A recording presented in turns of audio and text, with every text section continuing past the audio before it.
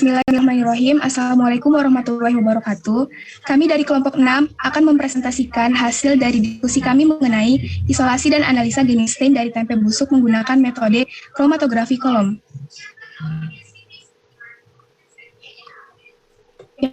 Yang beranggotakan kelompok 6, yang pertama Abila, selanjutnya Dila, Faradila, Fatia, dan Julia. Oke, untuk identitas jurnal, jadi materi yang akan kami sampaikan nanti diperoleh dari jurnal yang berjudul Isolasi dan Analisa Genetik Stain dari Tempe Busuk menggunakan metode kromatografi kolom, yang ditulis oleh Hartati Sutibjo, Yohanes Martono, dan Julfa Yuniarti, dengan nama jurnal Bioteknologi dan Biosains Indonesia, dengan nomor volume 5, nomor 1, halaman 88-97, diterbitkan pada bulan Juni tahun 2018. Selanjutnya, abstrak akan disampaikan oleh rekan saya, Dila. Dila, dipersilakan. Jadi, genset ini merupakan salah satu senyawa isoflavon agrikon dalam tempe yang memiliki bermacam-macam aktivitas biokimia. Adapun metode ekstraksi isoflavon ini umumnya menghasilkan ekstrak khas isoflavon yang masih berupa campuran.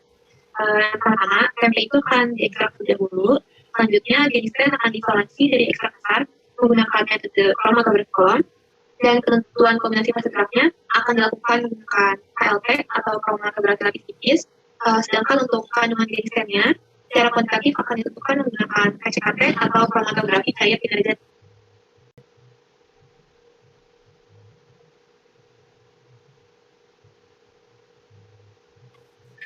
Selanjutnya adalah cara kerja yang akan disampaikan oleh rekan saya, Fatia. Untuk Fatia, dipersilakan. Baik, di sini saya akan menjelaskan mengenai cara kerja. Yang pertama ada preparasi sampel, di mana sampel tempe dipotong tipis-tipis, kemudian dikeringkan, yang nantinya akan dihaluskan dan disimpan dalam wadah kering untuk analisa selanjutnya. Yang kedua yaitu pengukuran kadar air, di mana sebanyak kurang lebih 1 gram sampel dimasukkan ke alat bernama moisture analyzer. Nantinya kadar air akan tertera sebagai persentase air yang hilang saat proses pemanasan sampel. Proses yang ketiga yaitu ekstraksi isoflavon, di mana sampel tempe didefatisasi menggunakan pelarut N-heksana selama 3 jam pada soklet. Nah, nantinya simplasia kering diekstraksi dengan pelarut etanol 70% selama 1 jam. Lalu, seluruh ekstrak dikumpulkan di rotary evaporator hingga didapatkan ekstrak bertekstur kental. Kemudian, ekstrak yang bertekstur kental tersebut ditimbang dan dihitung residunya. Next.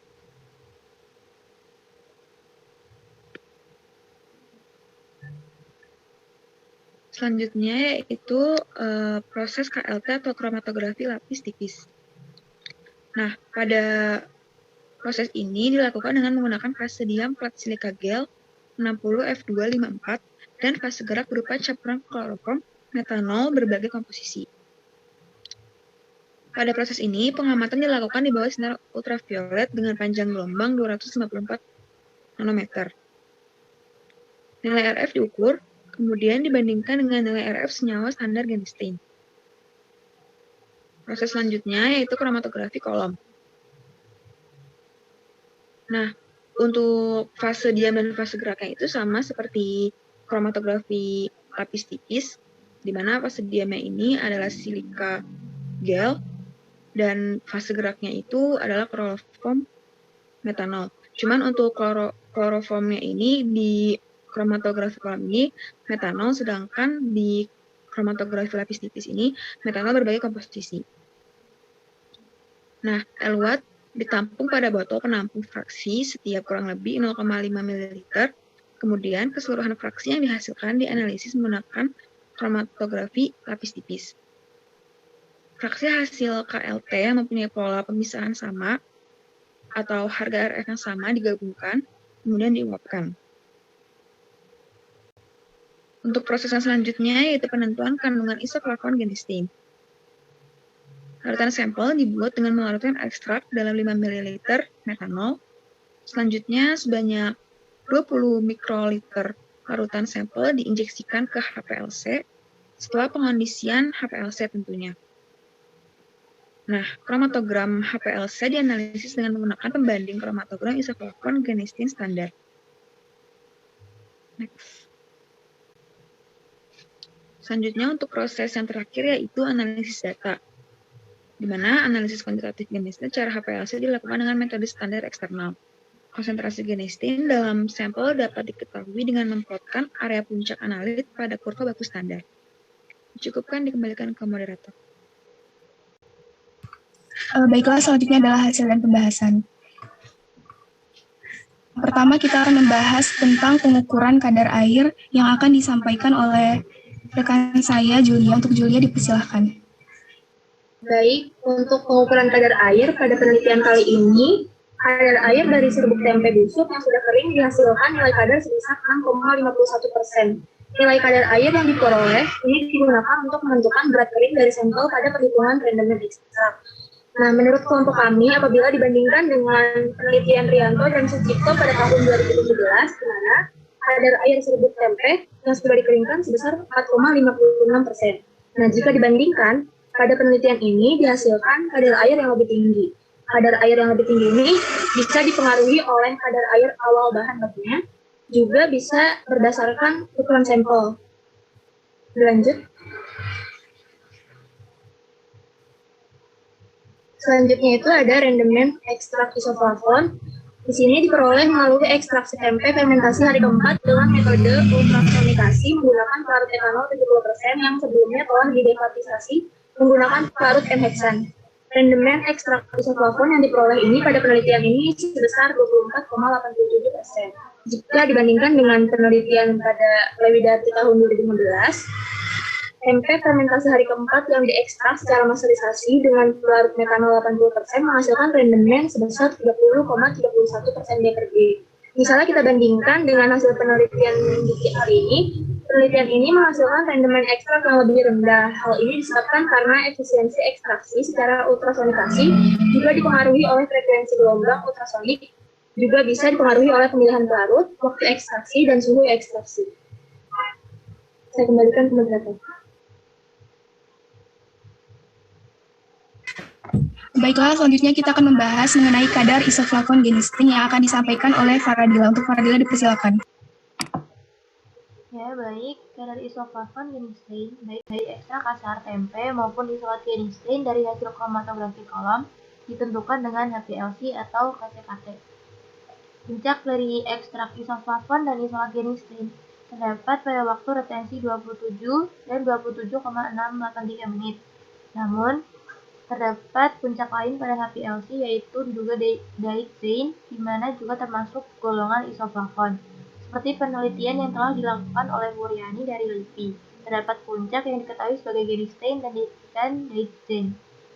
Maka didapatkan kadar genistein dalam isolat terukur yaitu 31,36% dan kadar genistein dalam isoflavon yaitu 4737,50%.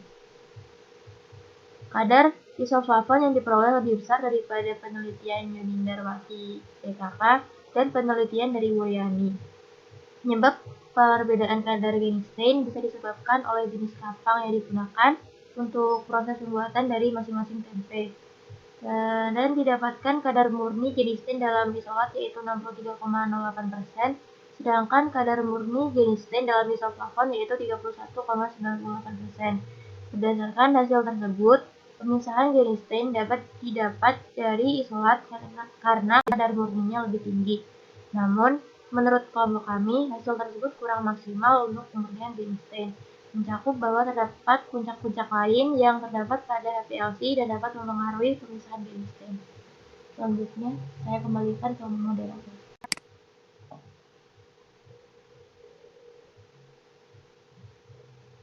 Baiklah, selanjutnya kita akan membahas terkait kromatografi lapis tipis dan kromatografi kolom yang akan disampaikan oleh rekan saya Dila. Untuk Dila, dipersilakan. Terima kasih kepada moderator. Bisa kita lihat di KLT ini, untuk perbandingan 10:1 dan 15:1 ini menghasilkan pemisahan anoda, sementara pada perbandingan 20:1 dan 25:1 ini menghasilkan pemisahan dengan 3 noda, sementara pada perbandingan 50:1 menghasilkan pemisahan noda.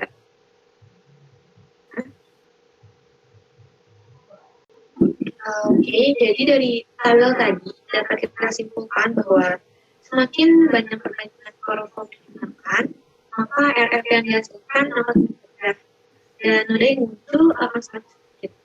Hal ini dapat disebabkan karena senyawa yang dipisahkan akan semakin tertahan pada fase diam karena adanya pengaruh polaritas baik dari senyawa fase diam maupun dari fase diam. Ya.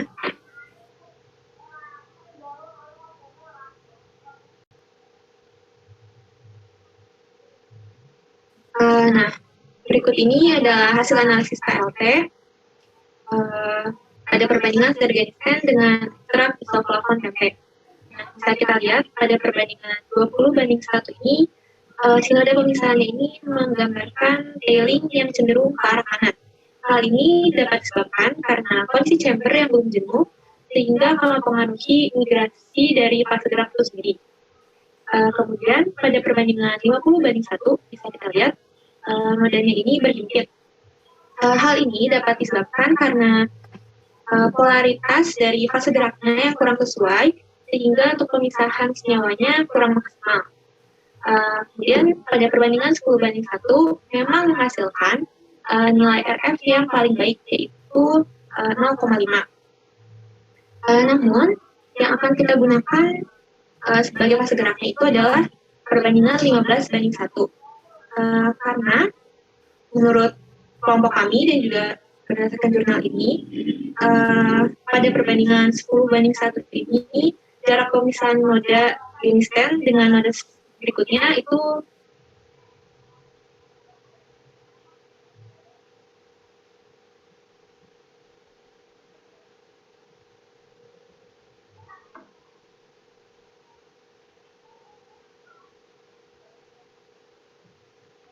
digunakan untuk menentukan kombinasi fase gerak yang tepat, namun juga dapat memperkirakan berapa senyawa yang terpisahkan berdasarkan jumlah noda pemisahan yang muncul.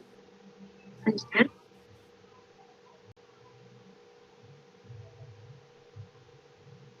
kromatografi kolom.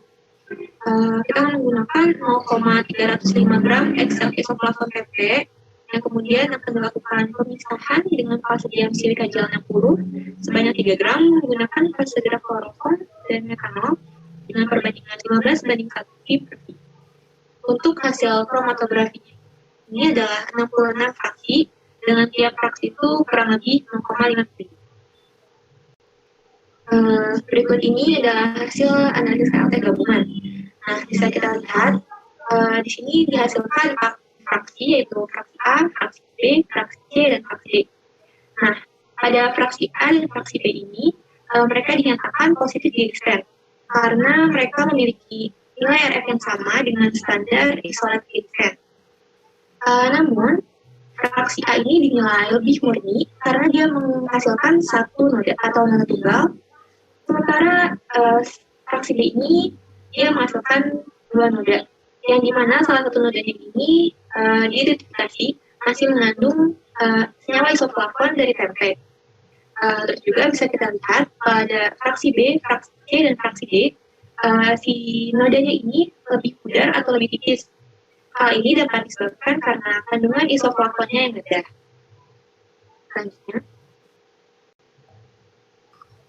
Baiklah, selanjutnya adalah kesimpulan yang akan disampaikan oleh saya sendiri.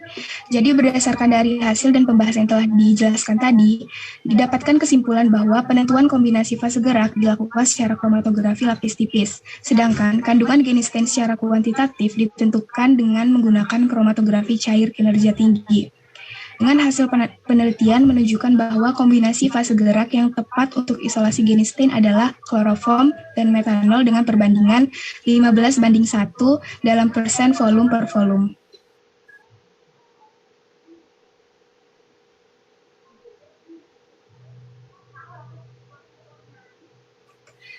Oke. Baiklah. Cukup sekian yang dapat kami sampaikan. Apabila ada salah kata maupun perbuatan kami mohon maaf. Semoga apa yang telah kami sampaikan kiranya menjadi bermanfaat bagi kita semua. Terima kasih atas perhatiannya. Assalamualaikum warahmatullahi wabarakatuh. Waalaikumsalam.